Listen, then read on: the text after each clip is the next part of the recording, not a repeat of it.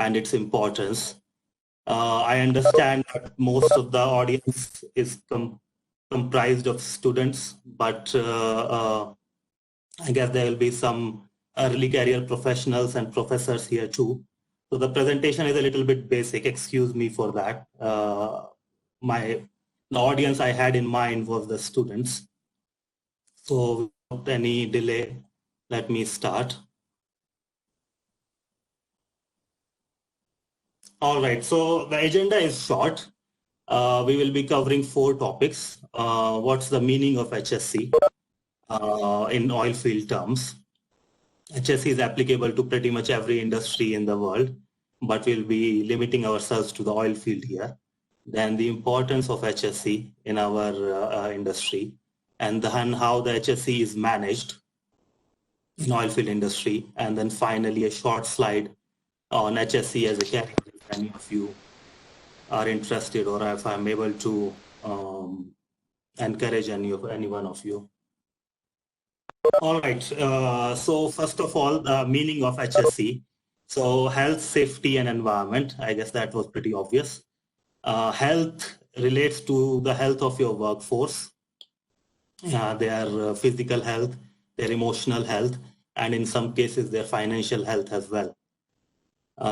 Then safety. Safety can be divided in 2 parts. One is the personal safety, safety of the people who are working at the sites, who are in line of fire most of the times. And then the next is the asset safety. As we know, in oil, the assets are worth billions of dollars, so their safety is paramount as well. Next is environment. As you know, there is a huge impact on our operating environment in oil fields. So when we say operating environment, it means the land, the water, the air surrounding us, plus the communities who are living in the areas where we are operating.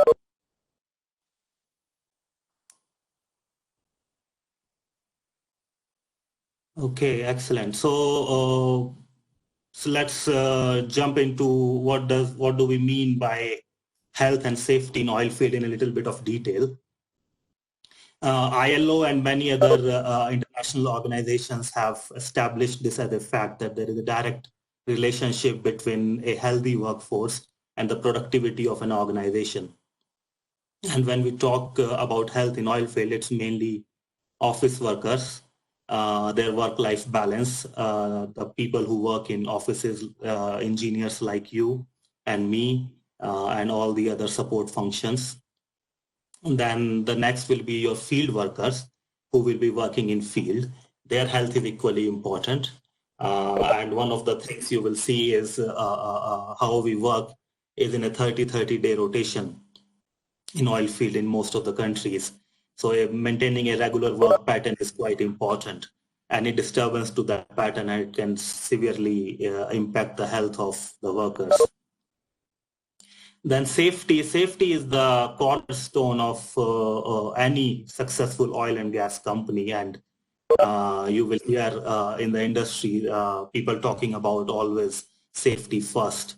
And we will cover why people give so much importance to safety down in this presentation. So when we talk about safety, it is mainly 2 types. First is the design process safety. That is when we are designing our facilities, when we are designing our processes. So at that time, there is the safety is always kept in mind. The idea is to make it as much as human mistake proof as possible. Your assets, your facilities, your operations. And then next, the personal safety, where the people who are, like I said, who are working in the line of fire in your production facilities, on drilling rigs, on your offshore platforms, their safety is equally important.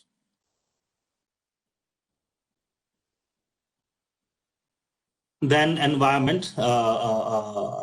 Environment is a critical component of our industry, and if you have seen the news, you will see our industry is regularly in crosshairs of the governments and NGOs because of our performance so far. As we know, oil and gas is an extractive industry, just like mining. and we have a huge environmental footprint wherever we operate. When we operate onshore, there is we are using the land for our production and drilling facilities. When we are operating offshore, we are impacting the fishermen, the marine life. Then there is water that we need for production, for injecting in the reservoir to increase our recovery. Huge amounts of water is used in fracking as well. So when we take that fresh water from the resources like rivers, lakes, underground water, we are impacting the communities that are around us. And then the air pollution, where if you would have seen the news, there's a huge hydrocarbons leak that happens from our facilities. And that is the real cause of air pollution and not the diesel that we burn to power some of these facilities. Unburned methane can cause a lot more greenhouse effect than your CO2 and other gases. Then next is the huge social footprint that we have in the communities, in the countries that we are operating in. First of all, the people who are directly impacted are the communities who are living next to us. You would have seen in the news there were constant conflicts between the local communities in the Nigerian Delta and the companies like Shell and Chevron operating there because of the leaked, the hydrocarbons that were leaking from Shell's pipelines.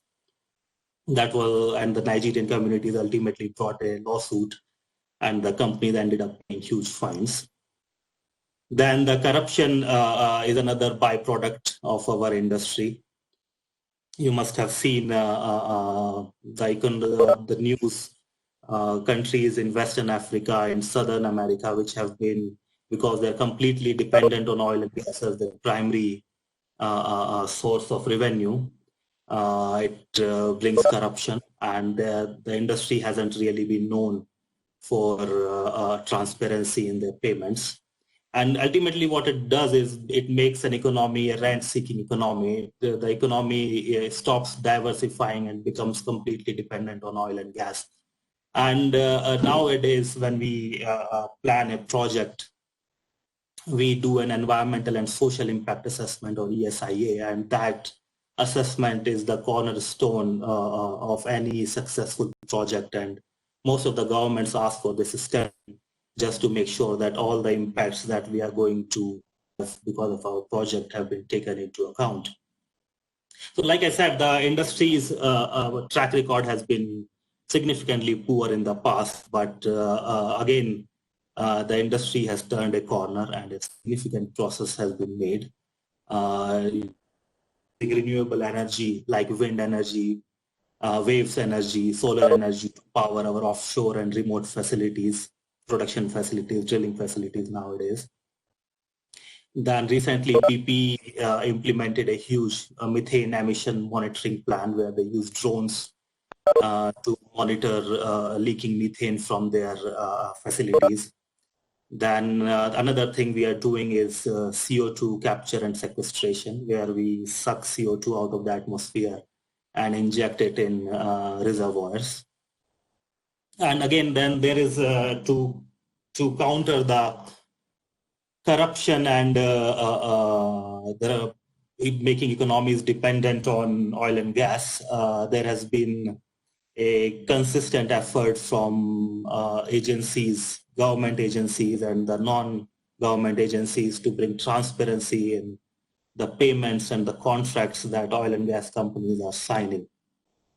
So overall, the conclusion is that we have a huge impact on our environment, and unless we take it into consideration, it's really difficult to implement successful oil and gas projects in today's world. So importance of HSE, why is it important? I think you guys must have heard about these incidents, but I will just recap them really quick. The first one that really brought oil and gas industry and our HSE performance in focus was the Piper Alpha incident, in 1988 in North Sea, UK. A production platform was burned down, 167 people died, impacted nearly 10% of UK's oil production in those days, which was quite significant back in those time. And Oxy estimated ended up paying nearly £2 billion in fines and lost production and lost assets. Next was the Exxon Valdez spill. It's more of a midstream, not really upstream. It's a midstream HSC here. That there was a tanker carrying crude oil from Alaska to California. It hit a rock near the coast and spilled nearly 260,000 barrels of oil in the pristine Alaskan coastline, and completely collapsed the fisheries industry in that area, which was the main source of livelihood for most of the people living in that area. Again, Exxon paid huge amount of fines and costs to clean up the coast. Closer to home, Bombay High, 2005, a supply vessel collided with the production platform, Bombay High North. The boat and the platform both were lost in 2 hours. You can imagine the size of platform and how huge the fire must have been to lose a platform in 2 hours. Compare that to Macondo, where the rig burned for a day. 22 people lost again. So this is just a snapshot of how bad things can go if we don't pay attention to our HSE performance.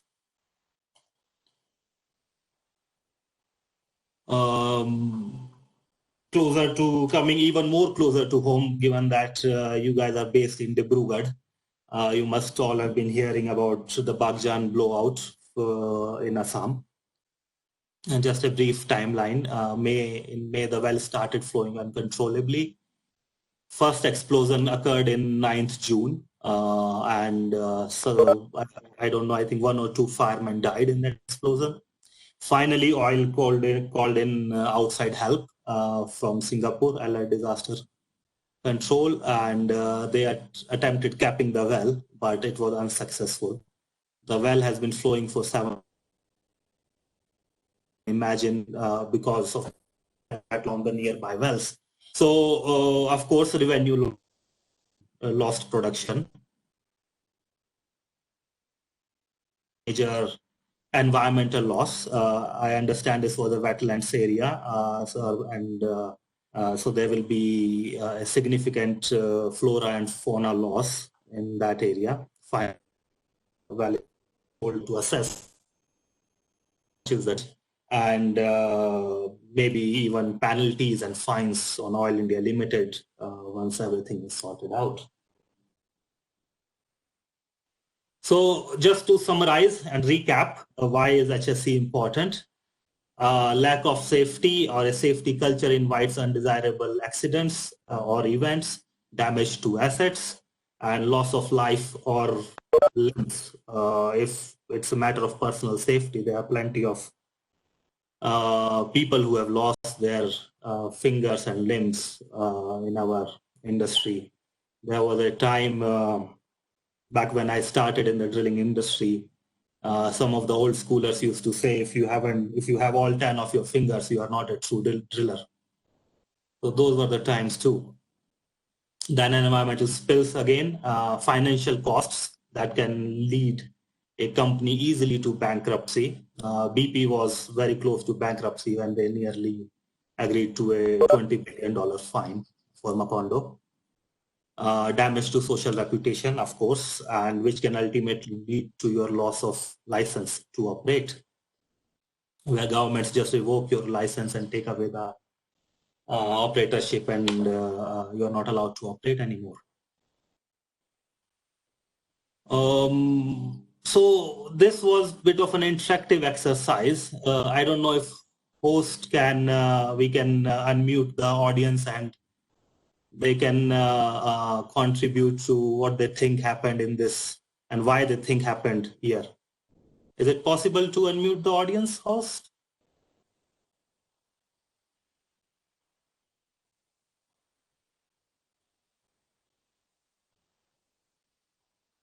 Hello. Excellent. Just to make this a bit interactive, if people can just put their comments on this sequence of events in the chat rather than everybody speaking.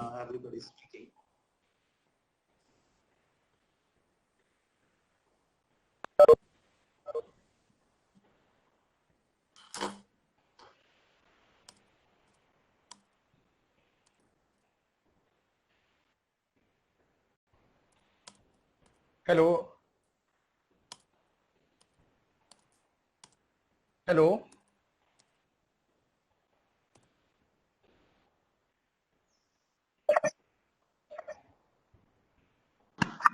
Hello, hello, hello. Yeah, hello. I am audible to you. I am audible. Yes, you are Excellent. audible. We have the first comment, exceeding safe working load limit, which is very much true. The crane operator, before setting up the crane, was told that the load was only 6 tons.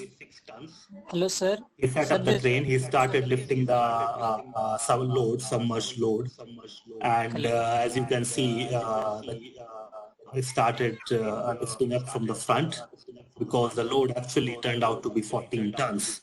Again, Sorry the for disturbing. point here is that if we don't design our operations, don't discuss our operations with full information, this is something that can happen. Is echo in room, sir.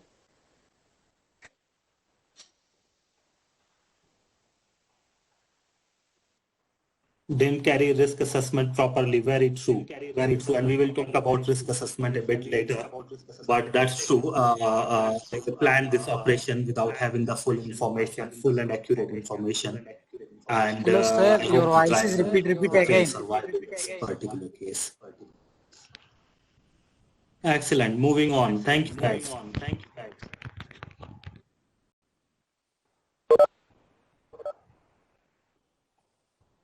So management of HSC, and when we talk about management, nearly every company in the industry or every responsible company in the industry has a management system or a stated standard or policy, which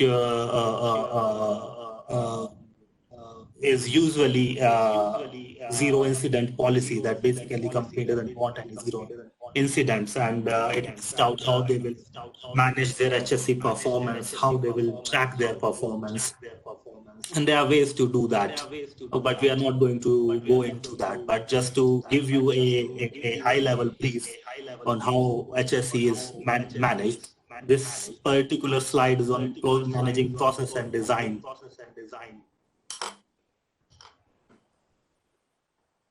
Okay, I'm being told that my voice is echoing.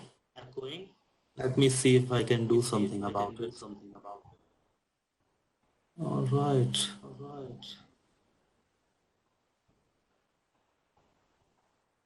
Sir, turn your mic off.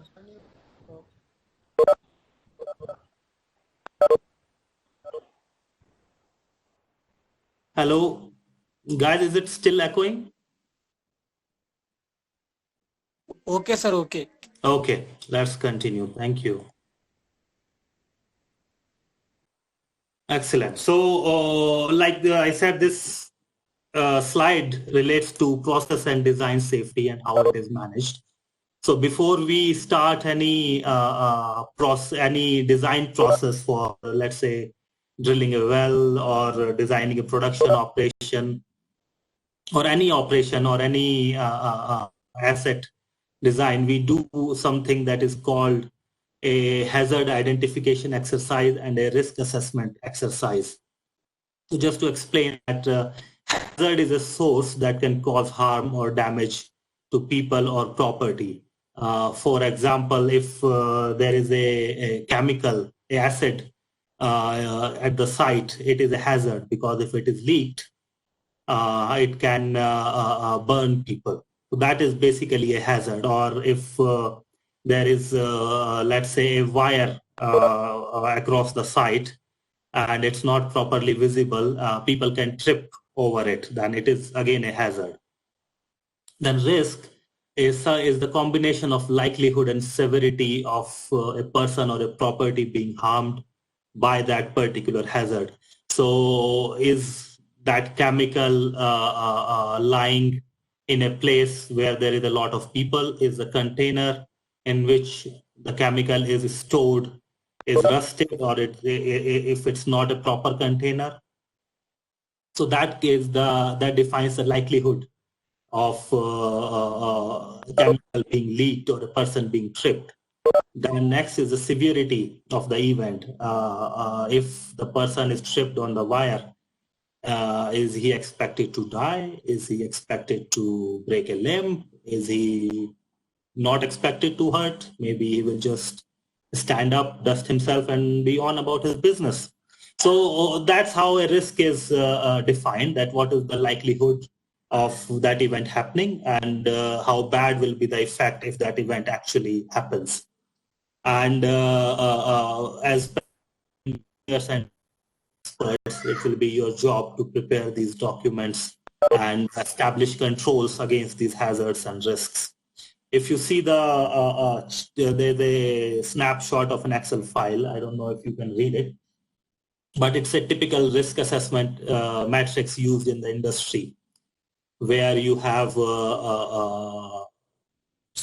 severity of an event on the x-axis and likelihood of an event on the y-axis. And you can give it a number. Let's say likelihood, very unlikely is 1. Very likely is 5.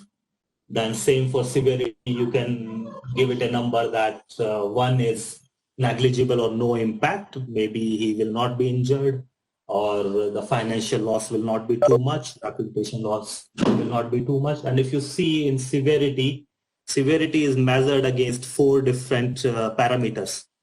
First is personal injury to the people working there. Next is environmental impacts, that is to the communities, the land, the water, the air, or the pollution. Third is the social and cultural heritage. Sometimes we are operating in places which has high importance to the country in terms of heritage. Just to give you an example, in Kenya, we were working in Turkana, a region called Turkana. Now that region is called Cradle of Mankind. And there, because was one of the oldest skeleton was discovered in that area. And there are a lot of burial sites in that area which are important to the local communities. So I'm sorry, guys, I doubt I'll be able to zoom in. Let me see what I can do.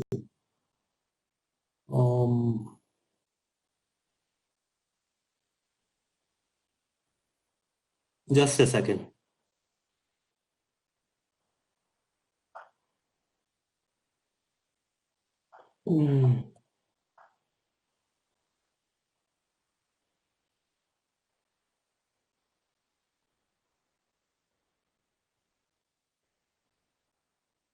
Okay, is that better?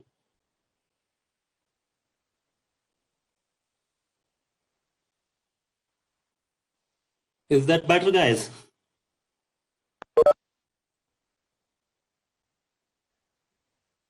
Okay, excellent. So like I said, severity is measured against 4 different parameters, and some companies, it depends company to company, but the one I was working for previously measured it against these 4. So like I said, social and cultural heritage is also something that we measure it against. Like in Turkana, the sites were quite important to the native people, and if we damage those sites, people will come protest, and sometimes we will have to shut down operations. And given the high cost in drilling industry, you can imagine that's a loss of nearly $500,000 every day. So that's then third is the community, of course, media, reputation. Sorry guys, I doubt I will be able to zoom in anymore. I think we will share the slides after the presentation, and you can go through them at your convenience. It will be okay, or just wait. Let me do something else. Just wait. Just wait. Pause.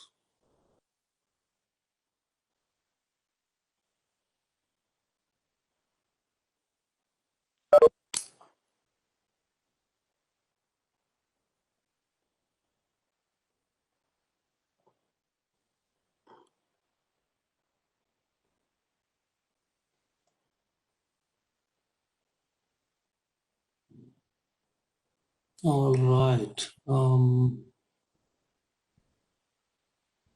Excuse me, sir. We can share this PPT to all the participants. Okay. Can you see this Excel file now?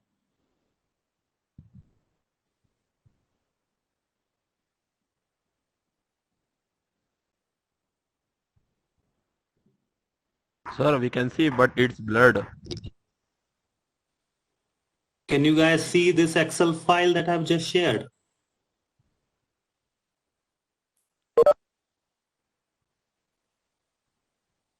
I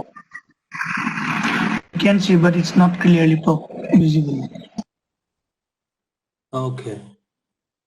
It should be better. Okay, guys, I've just shared the Excel file now from where I copied this chart. So please let me know if you can see this now. Yes, a little bit better. Sir. From previous. Excellent. So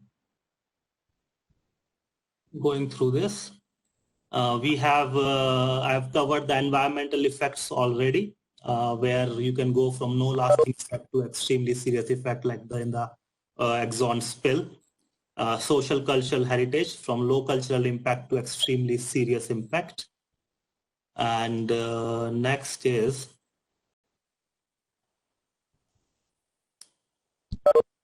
community impact, which is can be government, media, reputation. Like if you have a blowout or a spill, then the community will be affected, your reputation will be impacted. So this is something that can be risk assessed as against severity, that can be risk assessed as well. And finally the financial impact. I mean, every company has their different scales. This one is less than 10,000 pounds to more than 100 million pounds. So depending on if you have burned down the production facility completely or drilling rig, to maybe just a minor theft or loss. All right. So that is the severity. Then the likelihood, like I said, is from not likely, very unlikely to very likely. So now you see that we can assign numbers to each other, and depending on every incident, we can see, we can assign a number. If you think an incident is very unlikely, you assign it 1. But if the severity, let's say, is very high, you assign it 5. And then if you see you are in this high risk area, let me see if I can, yeah. Then you will,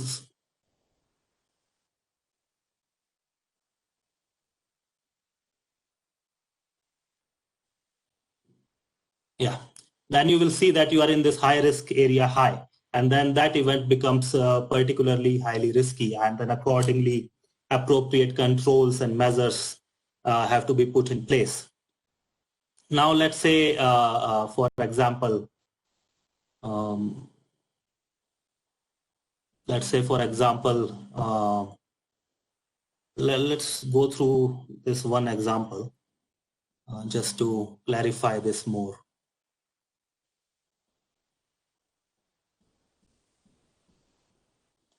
Okay.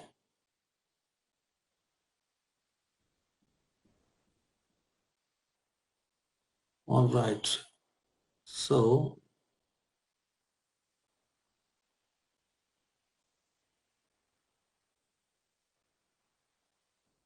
All right, so we are back to this slide. I guess you can see this slide again. So I have put in an example at the bottom, a simple example that everybody can relate to. Let's say there is wet floor in a high footfall area like your mess, canteen, restaurant, wherever. Now that wet floor is a hazard that can cause people to slip and trip. And because it is in a high footfall area, the likelihood is high again, right? And severity, now you can, you have to take a guess or your best estimate on the severity. Now, if the person trip, he might break his back. If it's let's say, not very young person, and a young person might be able to balance himself. So severity can be both high or low. So if we see now likelihood is high, let's call it number 5. Severity is, let's keep it in the middle, 3 or 4.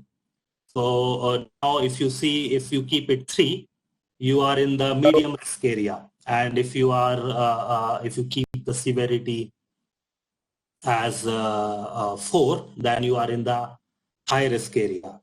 Let me just annotate this again. Excellent. Okay. Yeah. So like I said, if you keep the severity as high,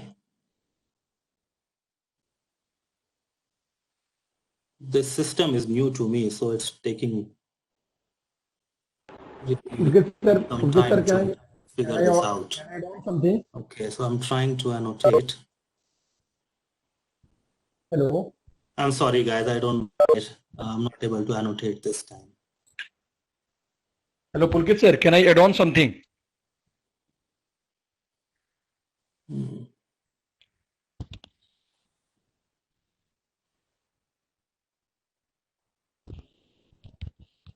Okay, can.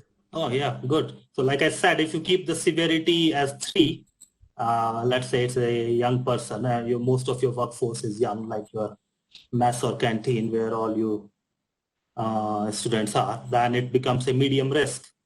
But let's say if you are on a drilling rig where there are people of all age groups, then you have to assign it a little bit high severity and the overall risk becomes high. So that is basically how you do a risk assessment. All right. I don't know if we are doing questions now or at the end of the session. Pulkit sir, can I add on something? Guys? Excellent. We will do then. Anybody, any questions about this slide, please keep them with you. We will deal with them at the end of the session. Then that was how you deal with process and design safety.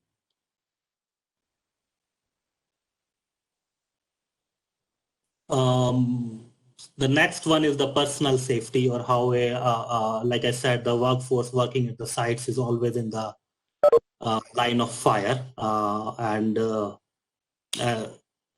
So personal safety is again very important. Now we know oil and gas is an extremely hazardous working environment. You got hazardous chemicals like acids, corrosive chemicals stored on the sites. You're dealing with hydrocarbons, which can very easily catch fire. There is iron and steel all around you, which can easily generate a spark and set that hydrocarbon to fire. You're dealing with extremely high pressures, something like 5,000 psi's. 5,000 psi is actually on extreme range. Even 100 psi pressure is enough to kill a person. So like I said, the oil and gas site is an extremely hazardous working environment, and people are always at risk. And the best way to manage their safety is by training them. Now there are various other tools that we use at the sites to manage safety and keep everybody alert. But the first and the basic tool is train everybody on identifying hazards at the site. then how to handle every hazardous substance. You will see if you go to site that wherever there is a hazardous chemical or other substance is stored, there will be a document next to it called MSDS, which is basically a material safety data sheet, which lists out how to handle that particular chemical, what to do in case it goes in your eyes, you inhale it, or you come in contact with it. So that's one way to manage that hazardous substance. Next is wearing personal protective equipment, like shown in the picture, which is you got helmets, you got ear protection to protect your ears from gensets. Then you got glasses, eyewear to protect your eyes. Then you got gloves to protect your fingers, safety shoes to protect your feet, reflective clothing, just so that if you're working in a dark area, then somebody else can see you. Then evacuation from the site. People are also trained in case of emergency how to evacuate from the site. In offshore platforms and rigs, everybody is trained and there are regular drills held on how to get to your boat. And there's a person assigned to operate that boat. But there are people who are like I said, trained to operate those boats, but in case that person is not able to reach the boat in time, then everybody is given a basic training on how to get into the boat and release it. On land sites, again, there are evacuation routes and muster areas where in case of an emergency, everybody leave what they're doing and muster at that particular site for head count and further instructions. And last one is operating safety controls. So there are always some people at the site who are trained in operating the safety controls, which is basically your valves or your switches, which can be turned down. And let's say there's a fire in one of your lines, your pipeline or something. So there will be a person trained in turning off the valve so that the flow of hydrocarbons can be shut down to the point of leak and fire can be controlled. On drilling rigs, there will be driller, tool pusher, and a couple of other people who will be trained in operating a BOP control.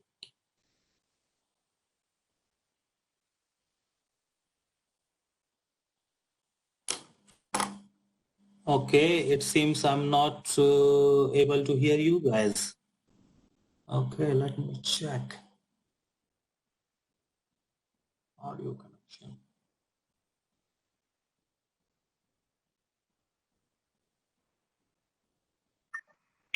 Sir, can you hear us? Okay.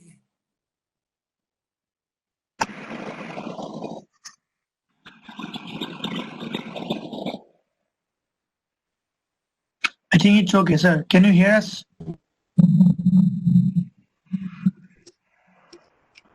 Okay, guys, so I'm not, and my speaker is not on mute as well. Can somebody say something just to check? Hello, hello. Can you hear me?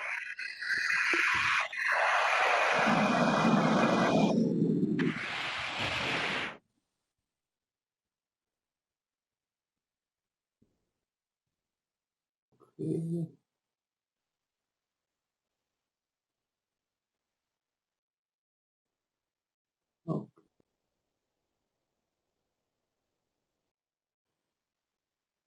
Okay, excellent.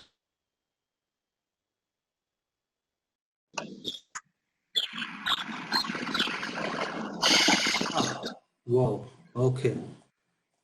I can hear you a bit too loud now. Okay. Can somebody try saying something so I can check? Can you hear us, sir? 1, 2, 3, check. Excellent. That's why I was wondering that why nobody is saying anything. Excellent. It's a problem from my end, guys. Sorry about it. Yes, tell me. I think now you can hear us, sir. Yeah, I can hear you fine. So is there any questions or should I continue? Let's continue. Okay, excellent.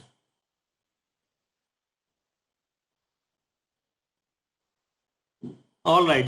So I think the next is the safety culture. So if you go in the industry, you will hear a lot people talking about safety culture. Now, what is a safety culture? So safety is managed, like I said, every company has their own standards and policies to manage safety, but it is in the end of the day just a piece of paper.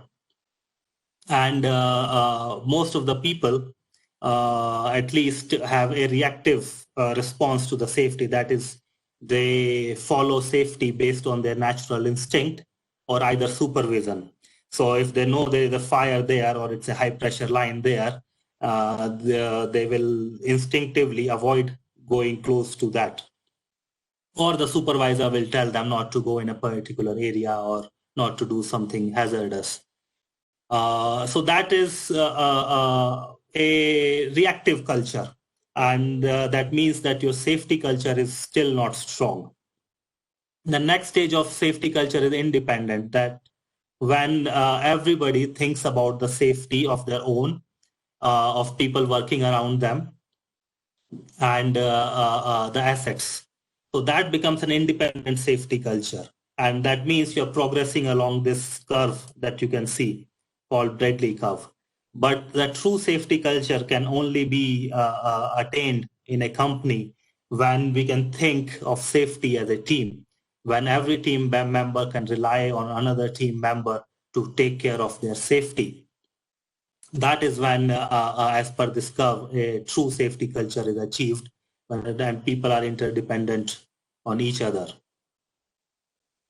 So you will hear a lot about it in the industry. Okay, this is, I guess, my final slide. HSE as a career in oil field. I mean, most of you are aspiring to be petroleum engineers, and it's a highly rewarding career. I myself am a petroleum engineer with 2 degrees. And but if you see, based on my experience at least, I find that a career as an HSE engineer can be equally rewarding. My last boss in Tullow was a HSE manager. His specialization was in HSE. So, I mean, depending on how good you are, it can be a really rewarding career. Usually in the industry, you will see HSE engineers are people with background from environmental engineering. They can be firefighters. I've even seen some cops doing HSE roles.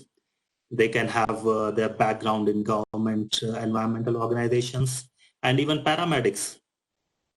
But as a domain expert, nobody is more suited than petroleum engineers to do the role of HSE engineers, because you understand what is everybody in the team doing.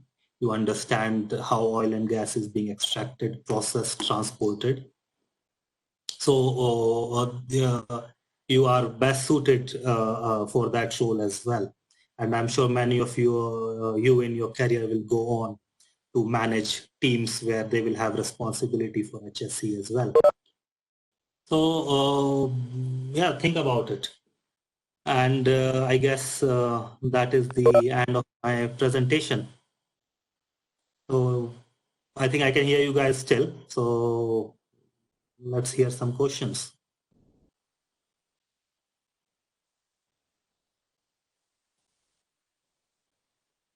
Hello. Pulkit sir.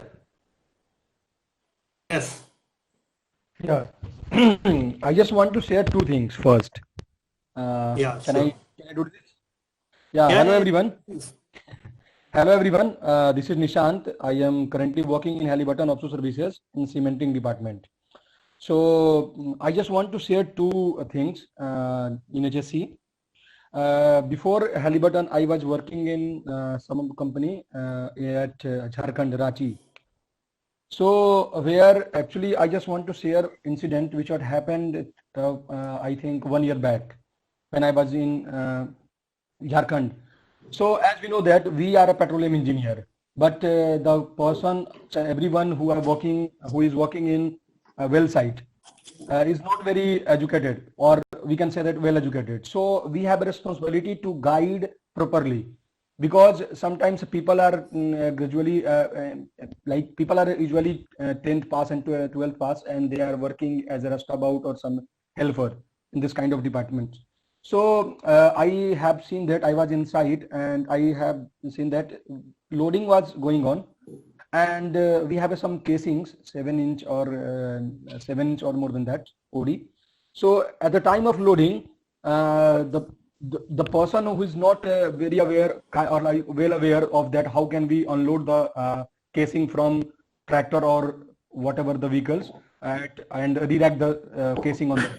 And due to sudden circumstances, the casing was totally fall down on that person, and he suddenly died on the rig site. He's a local one.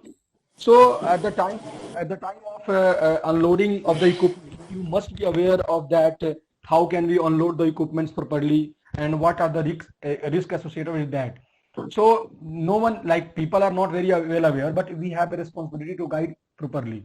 The first thing, and the second one is Pulki sir was shared PPTs Pulki sir was shared a slide, discussed slides on which he mentioned that risk assessment. So I just want to add on one thing. Risk assessment is very important, or we can say that JSA, job safety analysis. So what is job safety analysis? Before starting of any job, either we are working in lab, either we are working in base or well site. So you must have to find out the risk associated with that particular job, and on the basis of risk, we give the rating from 1 to 5. Like 1 is yellow, 1 is like if the risk is very low sides, so you can put in the yellow green box 1, 2. If the medium size, we can put in the we can give the rating like 3 in a yellow box. And if the risk is very high related to that particular job, we can give the rating of 4 to 5. So job safety analysis, or you can say the JSA. JSA is very important, very important in oil and gas industry. Why is very important? Because if you also me, when I start any when I will start any job, so I feel the JSA. So what is the risk associated with that particular job? And this is very important, because every HSC person or every HSC member can ask easily, where is your JSA seats? How without feeling of JSA, how can you proceed for the job? So this is very important. That's from my side. Excellent, Nishant. Thanks a lot. And like you mentioned, JSA, there are a lot of tools. JSA is one of them. There are a lot of tools that we use at sites to manage safety and keep everybody on board.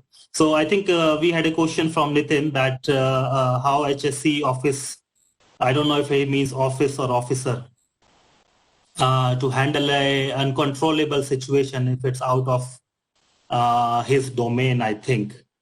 So HSC officers are not supposed, at a site you work as a team, you are not supposed to know everything. I mean, you have drillers at a drilling site, you have drillers, you have people who take care of drilling fluids, you have cementing engineers, so you have different kind of domain experts. But HSC officer's job is not to know about their domains. His job is to manage the safety at the site. For example, like Nishant said, there will be a JSA training. So there are different tools at the site to manage the safety. And HSC officer's job is to make sure that those tools are being implemented, they are being implemented correctly, and everybody is following them. So if all these tools are being used and implemented, then the situation should not happen. But if an uncontrollable incident, like you said, has happened, then HSC officer's first job is to sound the siren, make sure all the unnecessary personnel or unessential personnel who are not required to control that situation are out of the danger. They are mustered at a location away from the area. And then the people who are experts in dealing that situation are brought in, either if maybe they are available at site, maybe they are brought in from elsewhere, and then they are allowed to deal with that situation. Then the next question was from Kundil, that the Indian organizations experienced a lot of incidents and accidents, and there have been a lot of lessons. And there is a certain lack in safety culture. So, I mean, it depends from company to company. Like I said, any responsible corporate will make it their priority to have a safety culture. And I know a lot of companies have a very good safety culture in India as well. And like I said, it has to be driven. There are two approaches to have a successful HSSC culture. One is top driven and another one is bottom driven. I myself prefer the bottom driven approach. When every person working at the site or in the office makes safety his priority, you will see there is a successful change in the HSSC culture. And what corporate need to do is make sure that everybody is trained in HSC and they know their roles, and that safety is made a priority. And a lot of times there are differing priorities for a company. I mean, you sometimes want to save cost, and implementing an HSC control may cost a lot. So at that time, you need a top-driven approach where a management has to decide that what is their priority. They have to risk assess that. Guys, is somebody trying to say something and I'm not able to hear? Hello? Yes, sir. Yes, sir. Okay. So I think there is another comment that companies like ONGC Oil have HSC policy but not seem to be implemented. That is not true. Well, not 100% true.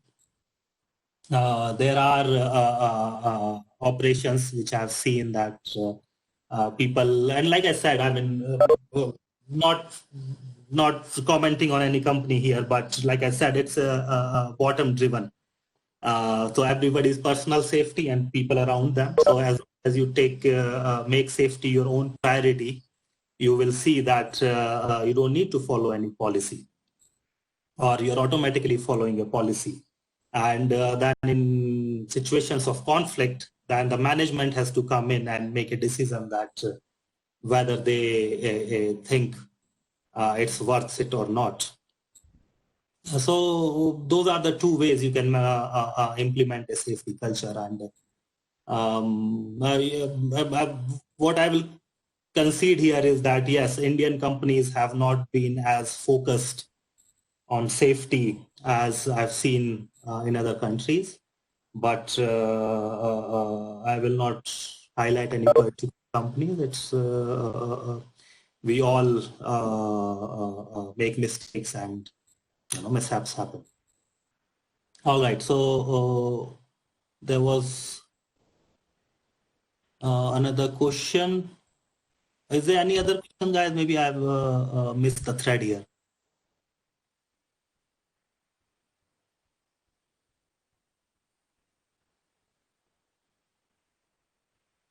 Okay.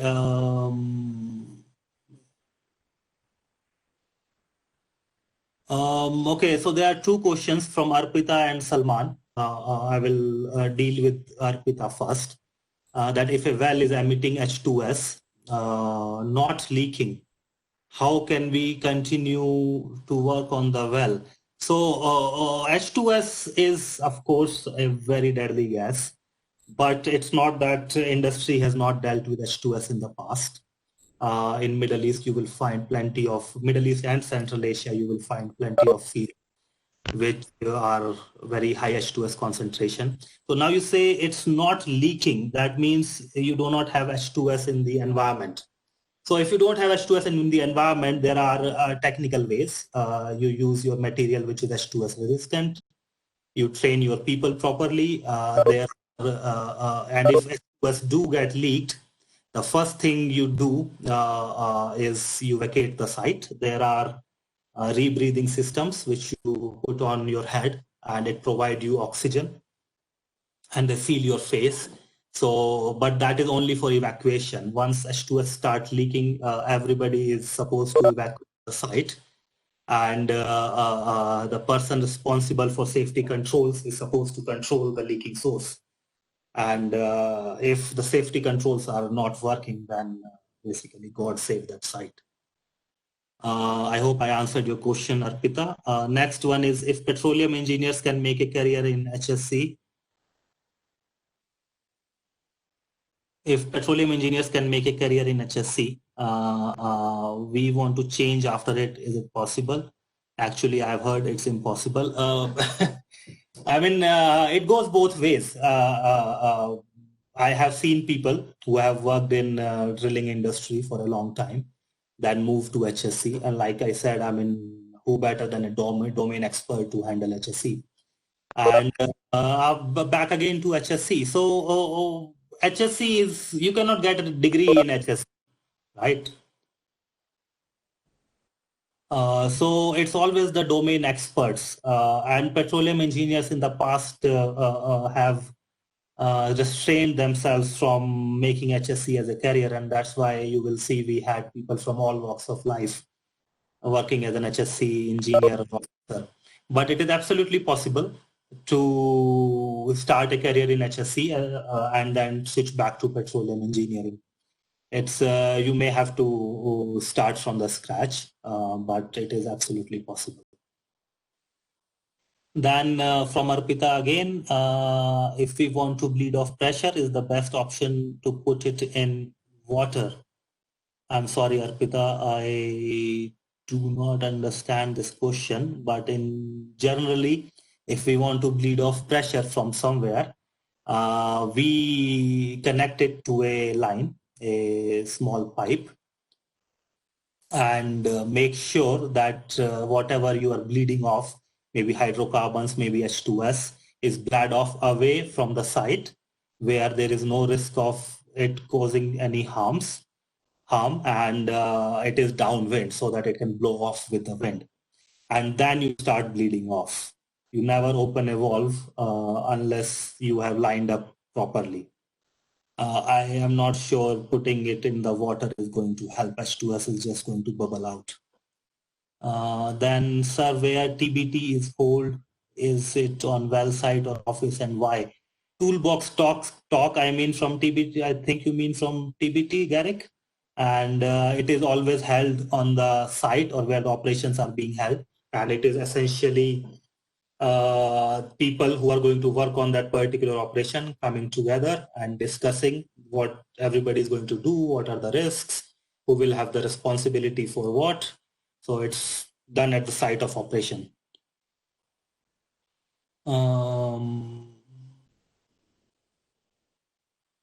What is the maximum H2S permissible level in environment during operation, and how is it handled? I'm sorry, off the top of my head, I cannot tell you, but you can easily Google it.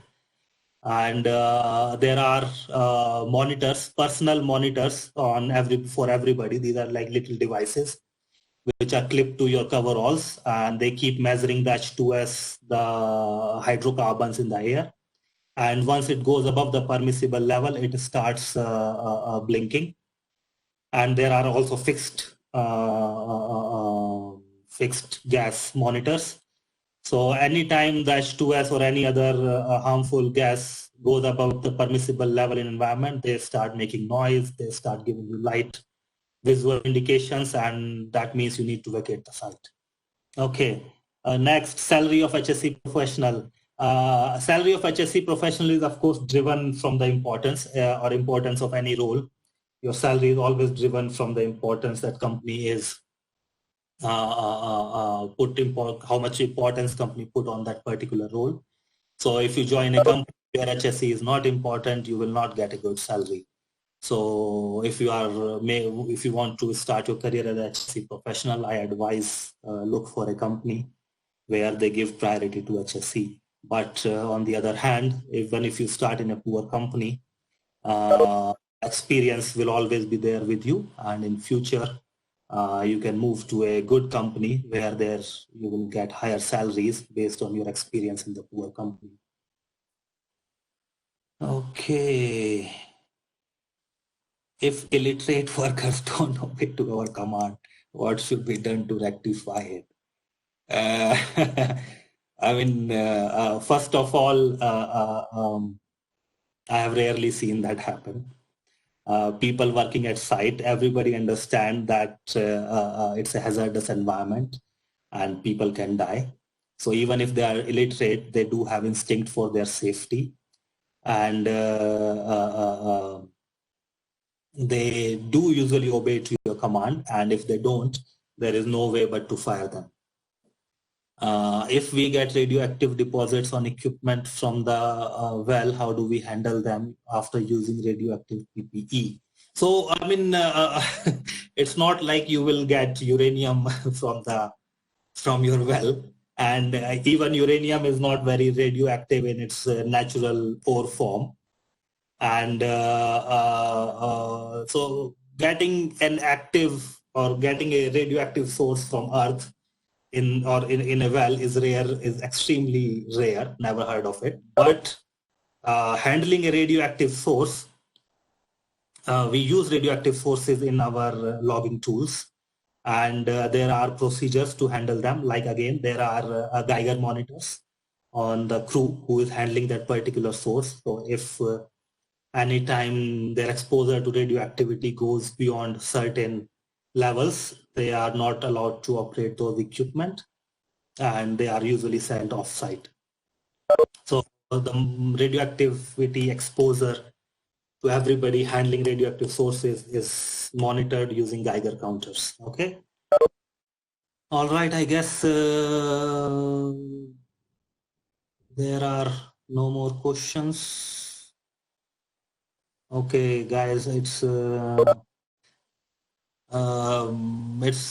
the conversation is moving in the direction of career counseling, but I guess there will be another time for that, maybe another presentation. But for now, I mean, if anybody has anything related to HSE, I'm happy to answer.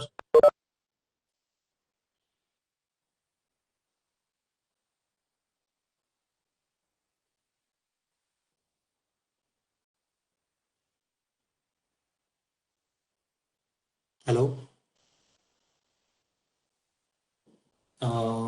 Moderator, can you confirm if the time is up, or if there are no more questions? If anyone has any queries, please ask. Otherwise, we can move on.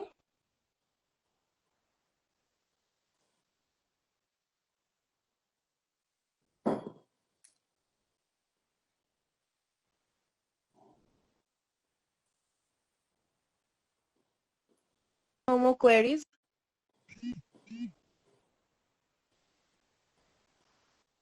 Okay, thanks, moderator, and thank you everyone for listening to me. Thank and, you, sir. I guess the slides will be shared by Advantage India, and I'm available on LinkedIn. If anybody has any further queries, you can always drop me a note there. And it was lovely speaking to you all. Thanks a lot. Thank you, sir. It was a wonderful presentation. Thank you.